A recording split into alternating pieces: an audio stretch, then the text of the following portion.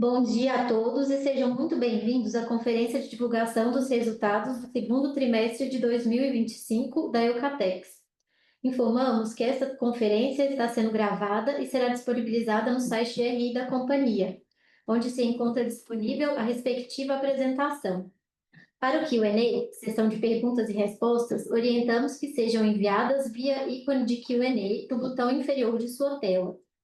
Ressaltamos que as informações contidas nesta apresentação e eventuais declarações que possam ser feitas durante a videoconferência relativas às perspectivas de negócio, projeções e metas operacionais e financeiras da Eucatex constituem-se em crenças e premissas da administração da companhia, bem como em informações atualmente disponíveis.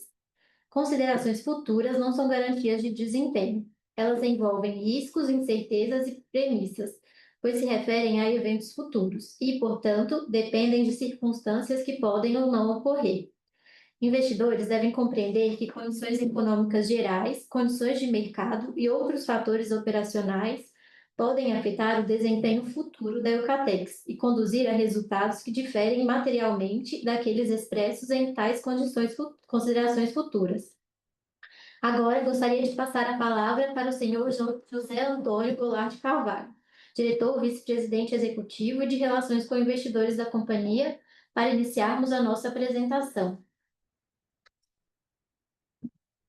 Bom dia a todos, obrigado por estar nos acompanhando nessa teleconferência, na qual vamos apresentar os resultados da Eucatex relativos ao segundo trimestre e o consolidado aí para os 6 meses, né?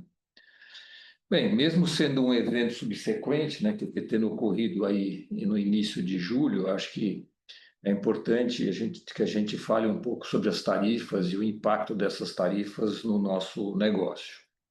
Porém, como o tema central são os resultados do segundo trimestre, quer dizer, a gente tem que comentar, foram resultados muito positivos, quer dizer, a companhia mais uma vez teve resultados positivos, cresceu em termos de receita, de margem e EBITDA. Também os indicadores que normalmente a gente traz relativos aos mercados de atuação da empresa também se mostraram positivos, ainda que tenham perdido um pouco de tração, né? Mas ainda apresentaram crescimento. Isso mostra aí a resiliência da economia brasileira, né? Que está se mostrando bastante sensível aos estímulos fiscais e creditícios que o governo tem implantado, quer dizer, de uma forma a estimular o consumo doméstico.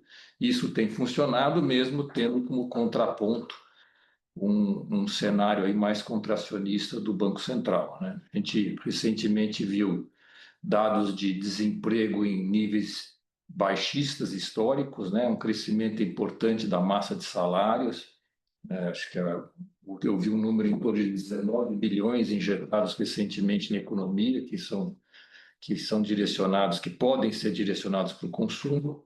Enfim, esse era o cenário com que nós, enfim, estávamos trabalhando ao final do segundo TRI para o terceiro, quer dizer, um cenário de um crescimento mais modesto, mas de um crescimento nos segmentos de atuação da companhia. É claro que agora, com a questão das tarifas, esse cenário ganha novos contornos. A gente não tem exatamente ainda uma clareza, né, qual é o patamar que essas tarifas vão se situar, quais são os setores que vão ser mais afetados, quais são os setores que vão ser isentos dessa tarifa, qual será, enfim, as contrapartidas possíveis do governo brasileiro, mas é certo que haverá um impacto negativo no PIB, né? Mas, enfim, como dito, é prematuro ainda a gente fazer qualquer tipo de estimativa enfim, da magnitude desse impacto, né? Bem, com relação ao mercado externo, a gente vai mostrar inclusive mais adiante, ele é bastante representativo para a companhia, foi da ordem de 28%, representou 28% das receitas da empresa nesse segundo TRI, nesses 6 meses, né? Nós exportamos para mais de uma dezena de países, né? Mas sem dúvida nenhuma o mercado americano é o mais importante. Mas é muito relevante que a gente frise que nós estamos no mercado dos Estados Unidos já há mais de 60 anos, né, com os nossos produtos. Há mais de 25 anos, nós trabalhamos com uma empresa americana, quer dizer, constituída sobre as leis americanas, controlada 100% pela Eucatex, mas constituída pelas leis americanas, com funcionários americanos, etc., que presta o serviço de distribuição dos nossos produtos no território americano. Quer dizer, nós colocamos os nossos produtos nas gôndolas, quer dizer, nós próprios fazemos o serviço de distribuição e colocamos os nossos produtos nas gôndolas das nossas revendas parceiras. É claro que a gente vê essa situação americana com preocupação, mas ao mesmo tempo a gente vê, quer dizer, pelo menos é a nossa visão de que isso é passageiro. Não vemos isso como uma situação permanente. Se a gente fosse por historiar um pouco do que aconteceu, quer dizer, num primeiro momento, o Brasil sofreu de uma maneira ampla e tarifas, uma imposição de tarifas de 10%, relativamente alinhadas com as mesmas tarifas que foram impostas a um sem número de outros países. Só que, num segundo momento, foi imposta uma nova tarifa, desta feita uma tarifa ad valorem de 40%, e, ao mesmo tempo, foi publicada uma lista de exceções. Alguns produtos, alguns segmentos ficaram isentos dessa tarifa de 40%. Os produtos da Eucatex, eles fazem parte de uma seção dentro da Lei de Comércio, chamada Seção 232. É uma seção que congrega alguns produtos especiais, alguns produtos de características mais estratégicas.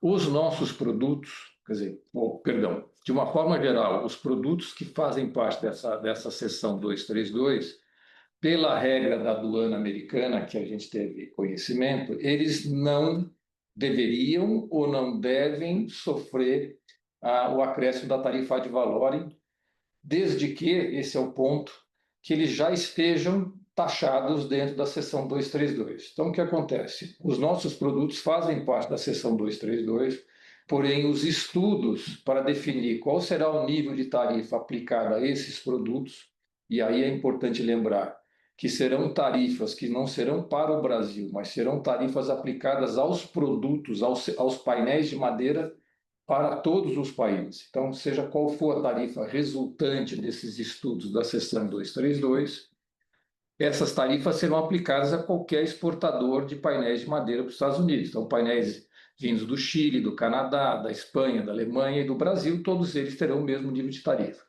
Porém, essas tarifas, esses estudos ainda não foram concluídos. A expectativa é de que sejam concluídos por volta do fim de setembro e início de outubro. Então, a dúvida é, na medida em que não foram concluídos e os produtos ainda não estão sofrendo nenhuma taxação na seção 232, é ou não é aplicável os 40%?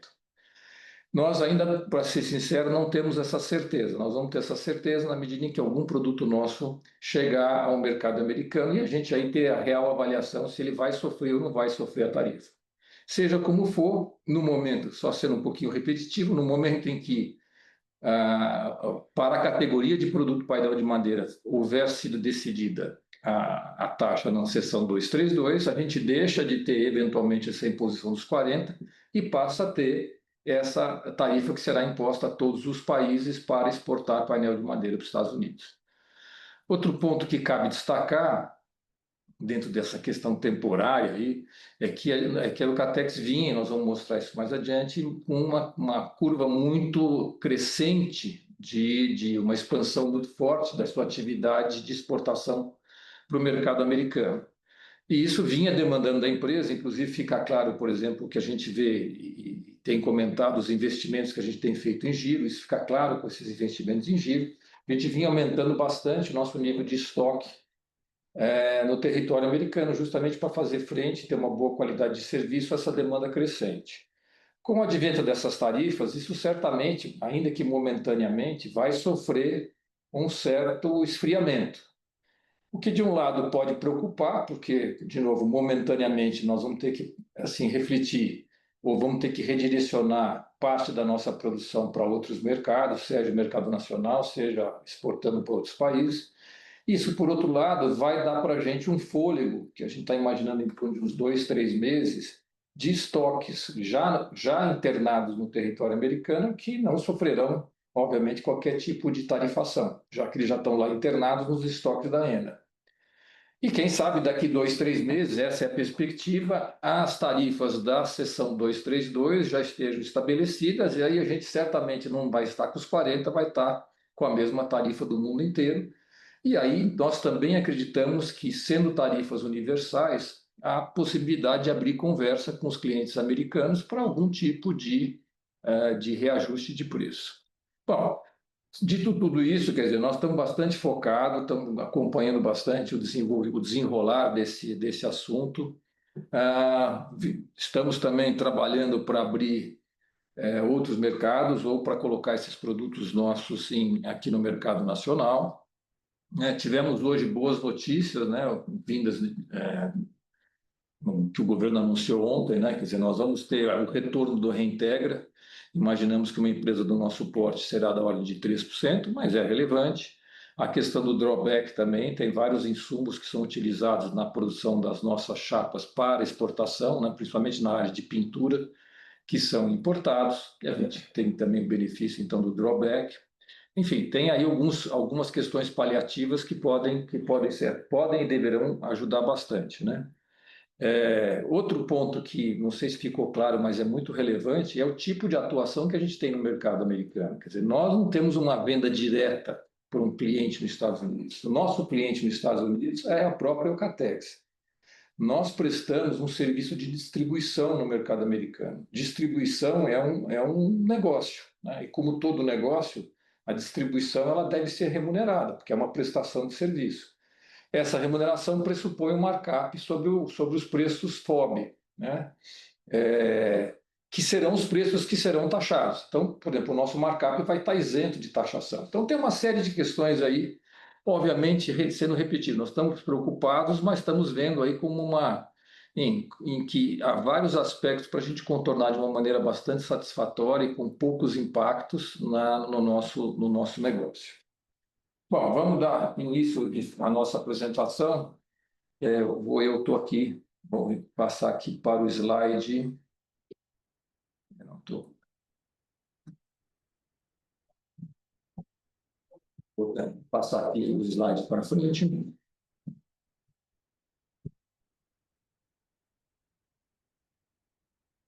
Ok. Agora, só aí um pequeno disclaimer que já foi dito.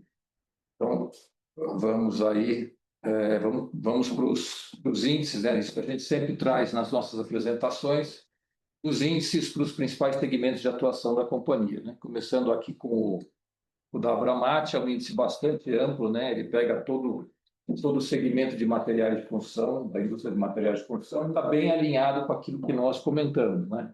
Ou seja, um crescimento, né? Com alguma perda de velocidade em relação àquele que vinha acontecendo ou que aconteceu no ano anterior, mas ainda um crescimento. A previsão, crescemos 2 pontos, quer dizer, o índice cresceu 2,2 nesse semestre e com a perspectiva de crescimento de 2,8 no ano. A Prafat, com um comportamento semelhante, aí não há uma projeção para o fechamento do ano, é um índice até o momento, né? Que ele cresceu 1,6, que se contrapõe ao crescimento maior do ano anterior, mas, de novo, avançando. Os pisos têm um comportamento assim, diferente, quer dizer, se a gente olhar para trás, a gente vê que o piso laminado, né, que é o índice que está apresentado aí do IBA, ele vinha sofrendo bastante, essa era uma concorrência que vinha principalmente dos pisos vinílicos, né? O piso laminado vinha perdendo espaço para o piso vinílico, mas a verdade é que o piso laminado encaixou muito bem nas construtoras que têm trabalhado fortemente no programa Minha Casa Minha Vida, que dentro do segmento de construção civil é aquela que está mais deslanchando, né? Porque tem financiamento barato e garantido. E o piso laminado encaixou muito bem nos projetos de Minha Casa Minha Vida, e fica nítido isso com o crescimento já apresentado aí nesse primeiro semestre de 2025. Depois, a gente passando para o slide 7, aqui o mercado de painéis, né, no Brasil, quer dizer, congregando todos os tipos de painéis, chapa de fibra, MDF, MDP.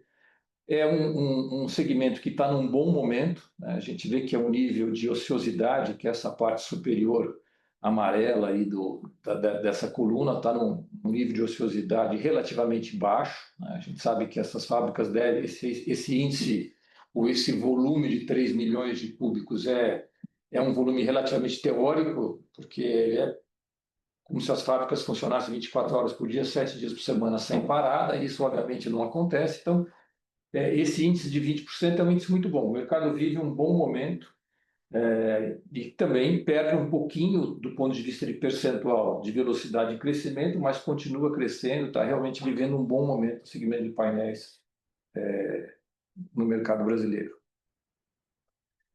Bom, agora olhando um pouco mais para a nossa, olhando diretamente para a nossa empresa, a gente traz esse slide aí. O primeiro destaque muito relevante é o crescimento da receita, crescemos quase 14%, então, mais uma vez, um crescimento acima de 2 dígitos, muito relevante, do segundo TRI versus o segundo TRI do ano passado.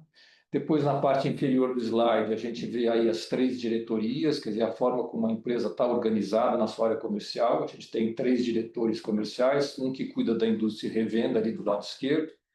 Basicamente é venda de painéis, painéis que a gente tenta, enfim, agregar valor, como a gente sempre, quer dizer, a gente sempre comenta, até nesse slide é interessante se a gente olhar ali o que nós vemos no fundo ali da televisão, um painel ripado, que é algo diferenciado que a empresa tem investido em equipamentos e desenvolvimento desse tipo de produto que caiu bastante no gosto aí dos decoradores. Mas, enfim, a gente vende painéis para a indústria moveleira seriada e para a revenda, que atende o marceneiro ou o pequeno industrial.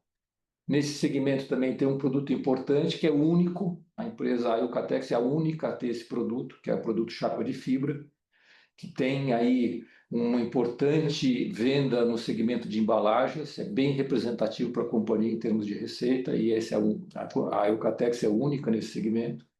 Depois nós temos a área da construção civil, que está na parte central do slide, está bem alinhada a nossa estratégia, né, de diferenciação de produto. Então, a gente pega o painel de madeira que, em vez de vendermos de forma convencional na indústria de revenda, a gente transforma esse painel num piso, transformamos esse painel numa porta, num sistema de divisória, num kit de porta pronta, e, enfim, e criamos com isso novos canais de escoamento e novas oportunidades de venda. Dentro desse segmento também é bem relevante a parte de tintas, que tem uma representatividade grande, em torno de 50% a 60% da receita dentro desse segmento. E, finalmente, as exportações, em que a gente já comentou, a gente exporta para mais de uma dezena de países e tem sido bastante representativa, ela representou 28% da nossa receita. Agora nós vamos pensar alguns índices, algumas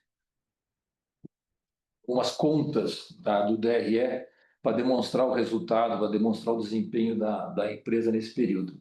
Do lado esquerdo, a receita, a gente já comentou, então, um crescimento bem importante, é de quase 14%, um acumulado de 15% no ano, é bastante relevante. Igualmente relevante, ou talvez ainda mais relevante, foi o ganho de margem que nós tivemos, né? Nós crescemos quase 4 pontos percentuais, né, no relativo à receita, na nossa margem bruta, tanto no trimestre quanto no semestre, alcançando quase 30% adicionais de geração de recursos. Quer dizer, esse crescimento e essa melhoria de margem, isso aí é fruto de um trabalho contínuo que a gente, de forma repetitiva, comenta aqui nas nossas apresentações. Isso aí está no DNA da nossa empresa, né, que é a diversificação de produtos, que é a busca incessante da companhia para não vender commodity, para tentar fazer produtos diferenciados, como eu comentei do ripado, como eu comentei do kit porta, né, nos quais a empresa tenha nichos, né, diferenciados e que nesses nichos ela seja representativa. Então, por exemplo, um exemplo, nós estamos investindo fortemente, isso já vem acontecendo há alguns trimestres, nas nossas fábricas de porta. Nós temos uma fábrica de porta dentro da nossa fábrica de painéis em Salta, uma fábrica quase que apartada para a produção de portas e kits de portas prontas. Quer dizer, kit de porta pronta é a porta já com batente, com alisar. É um produto que leva todos os tipos de painéis que nós produzimos, então de cabo a rabo está presente todos os tipos de painéis que nós produzimos. Nós estamos apostando bastante nesse segmento, como eu disse, também encaixa muito bem no programa Minha Casa Minha Vida, e nós estamos investindo fortemente para aumento da nossa escala e da qualidade da produção de kit porta pronto. Também fizemos diversos investimentos em acessórios. Nós somos hoje líderes do segmento de piso laminado no Brasil. Nós temos a maior participação de mercado. E a gente tem investido em acessórios, quer dizer, seriam rodapés, frontão de escada, e juntas, né, que são vendidos nos mesmos canais onde a gente vende o piso laminado. Também investimos também na parte de desenvolvimento. A gente mostrou lá a fotografia do ripado, né? Chegou uma terceira máquina para frisar chapas para a gente, que foi instalada agora no mês de julho, para aumentar nosso output de produtos especiais, de produtos frisados. Então, tudo isso tem contribuído para que a gente continue a ter um crescimento, dê continuidade ao crescimento de receita e no ganho de margem. Depois, ali na parte central, nós temos as despesas administrativas e com vendas. Essas cresceram, quer dizer, elas não mudam muito do ponto de vista relativo à receita, mas elas crescem em valor nominal. Isso é principalmente fruto da maior atividade na exportação, que tem custos de venda maiores do que aqueles que são realizados no mercado interno. Tem custos de frete maiores, etc. Isso acaba impactando as despesas com venda. Depois, seguindo para o lado direito, né, a penúltima coluna, aí também um impacto extremamente positivo. Nós crescemos a nossa margem EBITDA, né, a representatividade do EBITDA versus a ROL em praticamente 4 pontos percentuais, é bastante relevante. E com crescimento até acima da margem bruta, nós crescemos aí praticamente 35%, 36% a nossa geração em termos de reais de caixa. Isso tudo se reflete também num lucro líquido maior, com crescimento também bastante importante. Bom, no próximo slide a gente aborda o tema de endividamento. Aqui o que a gente também tem aspectos positivos para destacar. Quer dizer, primeiro, assim, a gente, com a emissão do CRA que nós fizemos recentemente, né, está ali do lado, foram 320 milhões, a gente reperfilou a questão a relação longo prazo, curto prazo da nossa dívida. Hoje, pelas nossas disponibilidades, a gente tem uma cobertura até superior a todo o curto prazo da companhia. Nós tivemos uma redução relevante da nossa dívida, em torno de 40 milhões, 43 milhões de reais, do último TRI para esse TRI. E, quer dizer, com a redução de dívida e o aumento da geração de caixa, a relação dívida-EBITDA foi para 0,8, né? Quer dizer, caiu ainda mais para 0,8, o que é extremamente positivo nesse momento, nesse período que deve perdurar ainda por algum prazo, de juros altíssimos, né? De juros reais altíssimos. Aqui o nosso ciclo financeiro tem um número também positivo, saudável. A gente reduziu aí o nosso ciclo financeiro. Isso é importante porque reduz o investimento da companhia em giro, libera recursos para a companhia. Bem, aqui seguindo o slide 14, aqui são os nossos investimentos. Novamente, estão bem alinhados ao nosso orçamento. Nosso orçamento para esse ano é praticamente 350 milhões de reais. A gente está bastante alinhado aí para fechar o ano nesse patamar. Esses investimentos são muito direcionados, primeiramente, para a parte de sustentação, tanto sustentação fabril quanto sustentação florestal, mas também, como a gente comenta, tem alguns investimentos estratégicos, são alguns investimentos pontuais e estratégicos. A gente já comentou alguns, por exemplo, na fábrica de portas, na aquisição de uma nova frisadora para a produção principalmente de ripados. Nós demos agora recentemente o down payment para uma nova prensa de BP, que deverá chegar no final de 2026, para ser instalada na fábrica de Salto, vai permitir a gente fazer alguns tipos especiais de capa de porta. Nós compramos 2 novos conjuntos para colheita mecanizada. Enfim, tem alguns investimentos que fogem só do caráter de sustentação, que também estão embutidos aí nesse número. No slide 15, a gente tem as informações aí da nossa base florestal. Estamos com praticamente 40 mil hectares de efetivo plantio. Ali do lado direito nós temos os raios médios para as nossas plantas. Isso aí tem uma variação relativa, né, de trimestre para trimestre, mas sempre os raios mais competitivos são na região de Botucatu e Salto são um pouquinho mais distantes. O que cabe destacar também aqui é a programação nossa para plantio desse ano, que é uma programação recorde, né? 7.400 hectares. Bom, seguindo, aqui nós temos diversos, quer dizer, a companhia continua investindo e se aperfeiçoando do ponto de vista de governança corporativa. Agora, no mês de abril, foram eleitos 3 membros, nós estávamos com 2 membros, agora foi eleito o 3º membro independente do Conselho. É uma pessoa que vem do mercado de construção civil, ele é um proprietário, presidente de uma construtora bastante relevante, tem contribuído muito aí para as reflexões estratégicas da companhia. Ele vem num bom momento, né, que nós estamos com diversos produtos que estão muito atrelados à área de construtoras, né? Então, a gente está ganhando um conhecimento sobre processos de compra, quer dizer, o que é relevante para a construtora. Então, está sendo bem importante a entrada desse 3º membro independente do Conselho. E aí, os vários outros aspectos de governança, né? Existência de comitês de auditoria, ética, pessoas, governança, nosso canal de ética independente, conselho fiscal instalado. Nós criamos aí um regimento interno, aperfeiçoando o regimento interno do conselho de administração. Temos aí uma Big Four aí na parte de auditoria e temos um grupo trabalhando em tema ESG.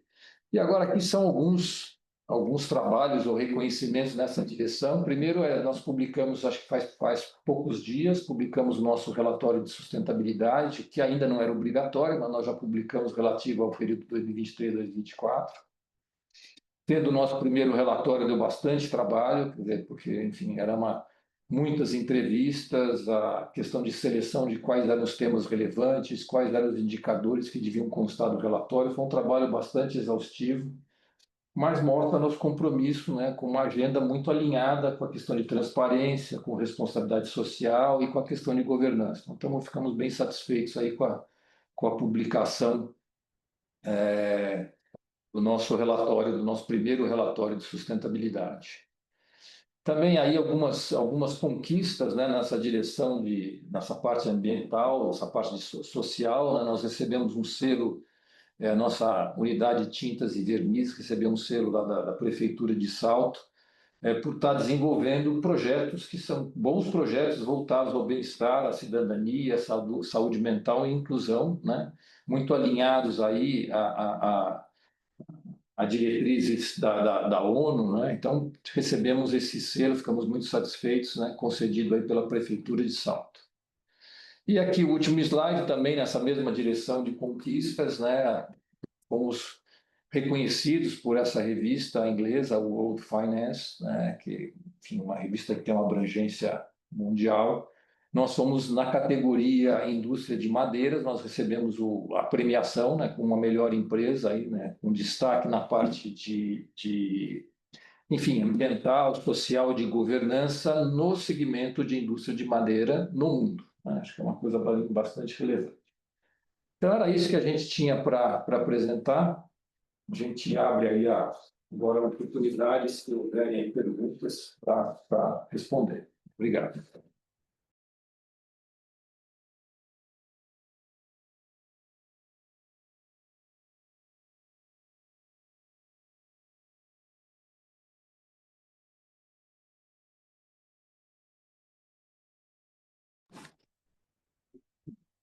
Nós temos aqui uma pergunta do Guilherme Rodrigues. Vou tentar ler aqui para vocês. Bom dia, parabéns pelos resultados. Poxa, obrigado. Se poderia comentar um pouco sobre a estratégia da companhia para pisos vinílicos e laminados. Gostaria de entender também se o programa florestal de 2026 deverá apresentar crescimento versus 2025. Bom, nós somos fabricantes de pisos laminados, né? Nós fabricamos aqui a partir das nossas chapas de MDP, né? Com também uma alternativa bem mais rentável à venda do MDP para a indústria moveleira. A gente tem a venda do MDP na forma de pisos para as construtoras e revendas, etc. Somos líderes no mercado nacional, nós somos a maior empresa de produção de pisos laminados no mercado brasileiro. E também vendemos pisos vinílicos. Nós importamos esses pisos vinílicos da Ásia e vendemos esses pisos vinílicos aqui no Brasil. Nós temos um projeto que ainda está em fase de reflexão, mas temos um projeto que já está em estudo para a instalação de uma linha para a produção de pisos vinílicos, né? Isso não é um projeto totalmente aprovado, isso ainda vai para o Conselho, mas os estudos nessa direção estão sendo desenvolvidos. Com relação ao programa de plantio florestal, a gente não deve ter crescimento em 2026, quer dizer, nós devemos ficar nesse patamar em torno de 7.000 hectares de floresta, que é o que é necessário para abastecimento das nossas plantas. Inclusive, nós estamos desenvolvendo diversos programas, a gente dessa vez não comentou, mas nós temos um programa de reciclagem bastante forte, acredito que seja um dos maiores programas do Brasil de reciclagem de resíduo de madeira. Quer dizer, toda a energia térmica da nossa unidade de Salto, que produz o MDF, que produz a chapa de fibra, ela vem a partir desse programa de reciclagem. A gente não gasta madeira para gerar energia térmica na unidade de Salto. E, recentemente, nós incrementamos esses programas de captação de resíduos e outros tipos de madeira também para as nossas unidades de fibra em Botucatu e unidade de MDP também em Botucatu. Essas unidades hoje consomem madeira proveniente das nossas florestas. Deve haver uma redução no consumo de madeira por conta da entrada desse programa de reciclagem de outros materiais nessas unidades. Então, nós devemos ter uma redução, não é tão significativa, mas uma redução no consumo, porque nós devemos gerar energia térmica para essas plantas a partir de fontes alternativas de resíduos de insumos de madeira, né? Então, isso pode até diminuir um pouco a nossa demanda por floresta no momento em que floresta está escassa e bastante cara. Bom, obrigado aí, Guilherme. Temos mais uma pergunta do Henrique Cassis. Também nos parabeniza pelo resultado, muito obrigado. Gostaria de uma análise do ambiente competitivo pelo acesso à madeira por empresas de materiais de construção e até pelas empresas de celulose. A tendência de aumento de preços por fornecedores a longo prazo, a empresa irá se beneficiar pela verticalização? Bom, essa disputa ela já vem ocorrendo, já há talvez alguns anos. Ela se acirrou principalmente, ou de forma inicial, com a instalação de uma grande empresa de celulose na região de Lençóis. É uma empresa de produção muito significativa, e ela se instalou ainda sem ter o volume suficiente de floresta, então ela saiu à caça do que havia de madeira disponível no estado de São Paulo, saiu à caça de arrendamento diário no estado de São Paulo, e recentemente a gente tem aí desenvolvimentos importantes no estado vizinho nosso, que é o estado de Mato Grosso do Sul, que tem alguma influência na madeira aqui, na disponibilidade de madeira em São Paulo, com a instalação aí de pelo menos 2 grandes projetos, né, que é um projeto projeto da Arauco, um projeto da Suzano, são projetos conhecidos e já divulgados, e também até a gente imagina que há até uma possibilidade de haver uma expansão de um projeto já antigo da JBS, que é o Dourado. Então, assim, há um crescimento também da demanda de madeira no estado de Mato Grosso do Sul, e isso vai ter alguma influência em São Paulo.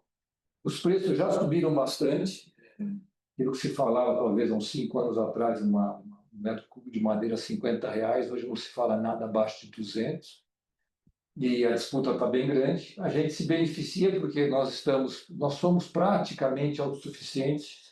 Às vezes, quer dizer, qualquer oportunidade que há de compra de madeira no mercado a preços razoáveis, a gente compra para garantir que a gente continue tendo essa autonomia de 100%.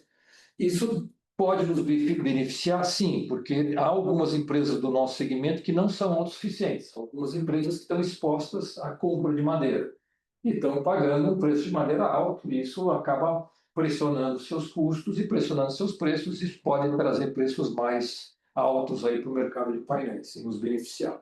Obrigado. Aí um complemento de pergunta do Henrique, em relação à indústria moveleira do sul do país, elas são clientes da empresa. Sim, nós temos a indústria moveleira no sul, ela é bastante relevante, principalmente no Rio Grande do Sul, na região lá de Bento Gonçalves. Sim, nós temos diversos clientes lá, são clientes que compram material revestidos. Enfim, nós temos uma boa atividade nessa região sul. Sim. Ok, obrigado, Henrique. Vamos ver se nós temos mais perguntas. Temos aqui uma pergunta do Fernando, que vai na linha de assim, bom, nós dissemos que nós vemos essa situação das tarifas como temporária. E ele pergunta se, ao contrário do que vocês disseram, se essas tarifas forem mantidas não forem passageiras, forem mantidas por um tempo maior, qual seria o impacto na empresa?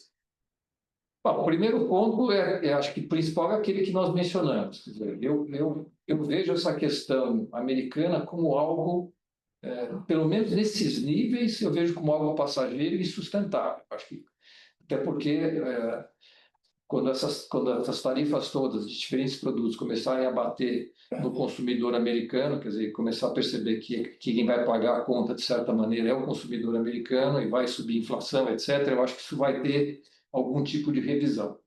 Mas, independente disso, quer dizer, olhando um pouco mais especificamente para o nosso caso, o que a gente vê é que, enfim, talvez por um curto espaço de tempo a gente fique sujeito a essa tarifa de 40%. A gente não tem 50% porque a gente já explicou que os 10% não nos atingiram, né? Não atingiu o nosso segmento. Nós talvez estejamos expostos a esses 40%.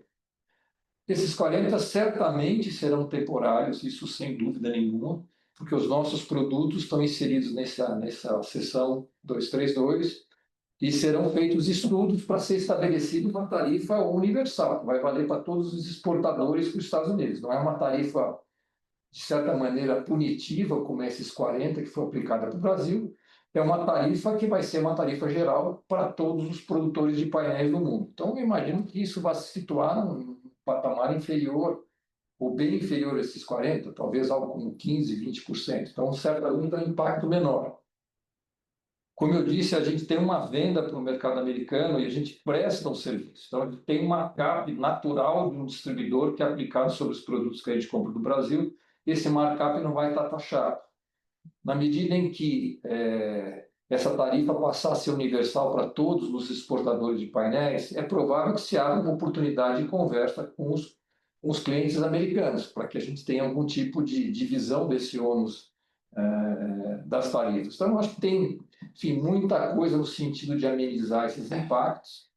E vamos dizer assim, ainda que isso permanecesse por longo período, o que eu posso imaginar de um cenário mais complicado seria a gente perder o volume dos produtos de mais baixo valor agregado nosso no mercado americano e ter que redirecionar essa produção desses produtos de menor valor agregado para outros mercados. Aí o impacto também seria relativamente pequeno, porque a diferença de margem desses produtos de menor valor agregado entre o mercado americano e outros mercados é muito pequena. Então, o impacto do ponto de vista de caixa será pequeno, será simplesmente um esforço de redirecionar a produção. E eu não vejo a gente perdendo espaço nos produtos de mais valor agregado, que são produtos relativamente especiais, eles têm margem, e a gente tem como acomodar essas questões dentro da margem do produto. Era isso. Obrigado.